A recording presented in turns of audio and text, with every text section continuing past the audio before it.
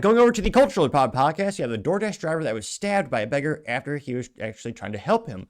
Now, this comes with thanks to and wokeness.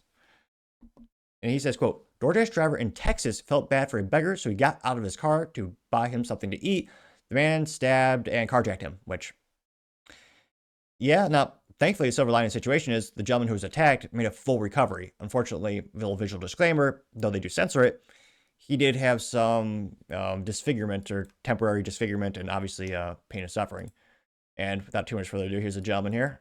He was just trying to get some. Credited to, looks like Fox 4 or Fox Local. Maybe this is Houston too. He was just trying to get some food. Altmans decided to order the man food. I opened my car, I was gonna go get him some food, and literally the second I opened my door to step out, he just like starts stabbing me. Fort Worth Police Department says Quindarius Cartwright is the man who cut Altmans in the face and chest. Photos of the bloody gash are too graphic to broadcast. Genuinely thought I was gonna die. It was so much blood. Walked in Waffle House, they were freaking out. I mean, I'm sure it's probably a traumatic thing for anyone to watch. Video of Altman's recovery shows his swollen face and stitches. Most of the stab wounds, like to the body, weren't really too bad. It was just when he stabbed me in the face that was like, it was really bad. On top of injuries, Cartwright reportedly stole Altman's car and joyrode it to a strip club in North Fort Worth. What a piece of shit. Pardon the French. And again, a lot of homeless people, usually it's a mental issue and they have some problems, obviously. In this case, I don't feel bad critiquing the alleged perpetrator because he had the mental cognitive ability to not just steal the car, but go to a specific location, which, again, I don't know how he has money to spend on, promiscuous women, but yeah, insult to injury. He stole the guy's car and then went to a strip club, which, yeah, what a piece of crap. And yeah, that's why you should always be very careful when you're trying to help people. Unfortunately, you really have to these days.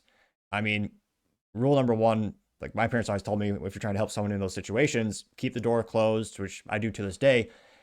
And not all of them will use your cash for substances to become inebriated, but many of them do, which is why personally, again, I'm not saying you have to do what I do. Personally, if I'm like, when I'm working, I'm doing drop-offs and pounding the pavement, prospecting for business for a tech company, I'm driving, sometimes being downtown Dallas and other areas like that. I usually have a couple extra protein bars and a couple extra like canned like water and energy drinks in my cooler. And if I see someone in the corner, I'm parked, at a stoplight, I'll open my window and give it to them, but I never open the door. Partially because I'm paranoid about situations like this. Also, not to victim blame, but actually I'm surprised this guy's, he's got a Camry, but this is Texas. I'm very shocked he didn't have the proper devices to defend himself in this case. Not that I'm saying you necessarily should, but, actually, no. If someone's stabbing you, that's definitely justification for a standard ground in which, your life is in danger. Also, it's your car, which the cashless doctrine is extended to your car, not to elaborate, not to go down the rabbit hole too much. But, yeah, unfortunately, these days, you always have to be prepared, as the Boy Scouts used to teach back when they were called the Boy Scouts. Be prepared. Now, diving into the comment section, one of the first ones is, it's not the most liked one, but I'm a little biased. This one is from the most handsome and brilliant one.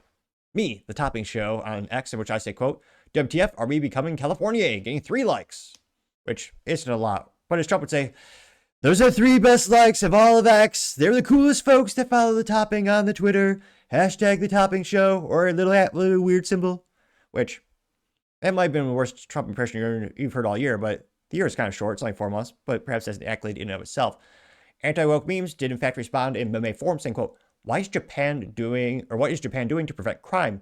There's a juxtaposition of 2 photos, one of a New York City subway and with, trash all over the floor, and one of Japanese subway or subway in Japan, obviously. And it's clean as a whistle, getting 34 likes. Gunther Eagleman says, quote, there is evil in the world. Kerry getting 147 likes, which I think it's safe to assume he is alluding to concealed carry, which, again, in Texas, you actually do have constitutional carry. So if you're a law-abiding citizen, you can carry a concealed firearm on you in areas that allow that. Granted, my personal opinion, my 3 cents, used to be 2 cents, but a lot of inflation got me 3 cents. I would still recommend taking the class and getting a license to conceal carry because you learn the legal ramifications of using a firearm. And you also learn the significance of, every time you pull a trigger as a legal liability leaving your barrel.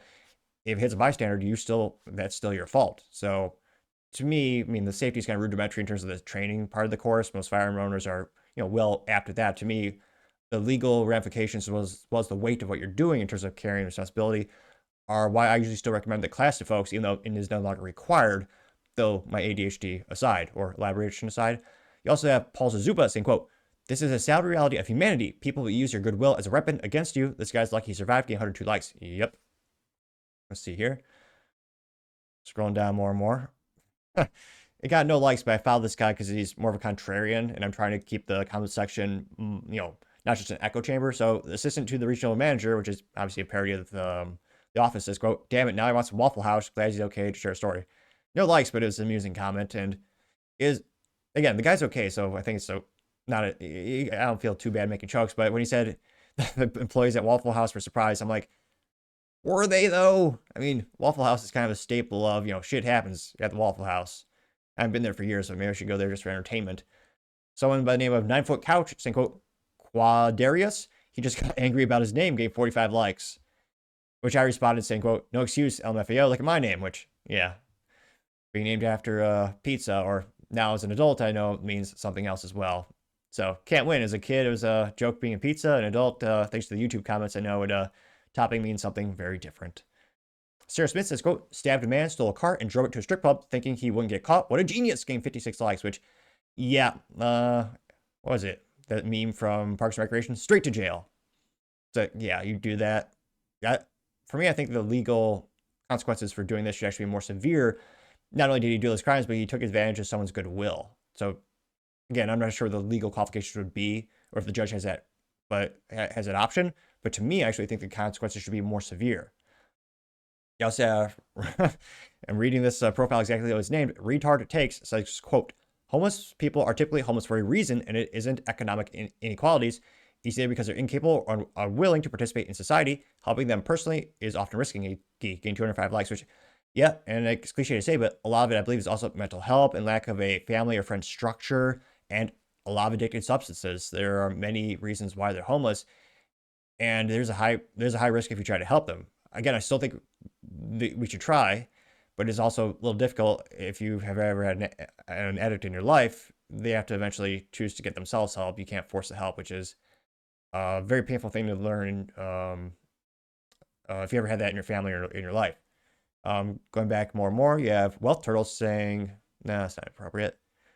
I don't believe the Wealth Turtle, but he says this is black culture. I don't think that's got 26 likes. Spitfire says, "Yet another reason I will never stop and reach out," getting 130 likes, which, again, sometimes I have friends will literally just toss them like a protein bar or something, or give them water.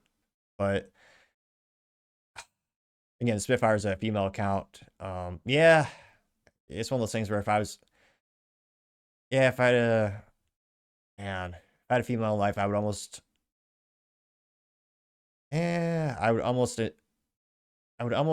ask them not to help just because I'd be so worried about the risk. Let me know what your thoughts are in the comments about that specific thing.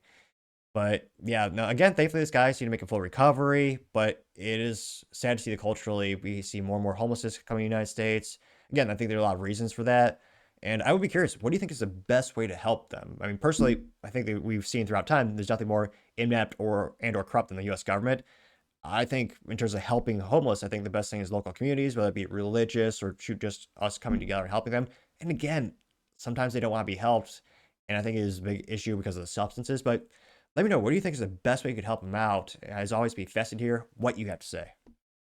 Thank you, everyone, for taking the time tuned in today. Again, try to get to 5,000 subscribers by the end of the month. So if you can click that button, I greatly appreciate it. Also, give me a thumbs up, thumbs down, or comment. It's a great way to give me some additional feedback, letting me know how I can make the show better and better. Lastly, don't forget to take time to tell your family, tell your friends, tell your coworkers, heck, tell your enemies, tell anyone and everyone. Just stay safe and fight the good fight.